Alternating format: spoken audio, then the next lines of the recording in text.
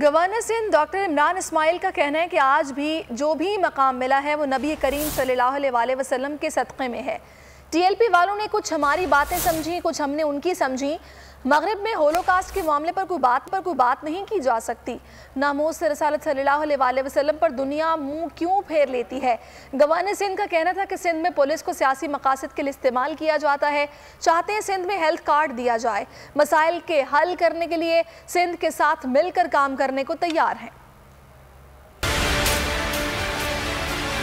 ہمارے جو T L P کے بھائیوں نے ایک طریقہ کار اپنایا کہ وہ چاہتے یہ تھے کہ جو فرانس کا امبیسڈر ہے اسے فوری طور سے پاکستان سے باہر نکال دیں، ایمبیسی کو بند کریں، کیونکہ جو فرانس کے صدر نے ایک غلط بات کی ہمارے مذہب کے بارے میں جس سے ہماری تمام دنیا کے عالم اسلام کے مسلمانوں کی دل آزاری ہوئی۔ ہولوکاسٹ کے لیے دنیا میں پابندی لگتی ہے، ہولوکاسٹ کے لیے دنیا میں بات کرنے پر سزا ہوتی ہے۔ 4 ممالک دنیا کے یورپ میں آج بھی ایسے ہیں جن میں ہولوکاسٹ کے اوپر بات کرنے سے، اس کے خلاف بات کرنے سے سزا ہوتی ہے، لیکن جہاں پر مسلمانوں کی دل آزاری کی بات آئے وہاں پر دنیا منہ پھیر لیتی ہے اور اسے فریڈم آف اسپیچ کا نام دیا جاتا ہے، جو کہ ایک سراسر ظلم ہے۔ یہ بات ہمارے جو ٹی ایل پی کے بھائی ہیں کل رات ان کے ساتھ بھی انہیں بھی سمجھ آئی ہے، انہیں بھی سمجھایا ہے، کچھ بات ان کی سمجھی ہے، اور انشاءاللہ ایک جوائنٹ ریزولوشن کے اوپر اتفاق ہوا ہے کہ وہ اسمبلی میں پیش کیا جائے گا۔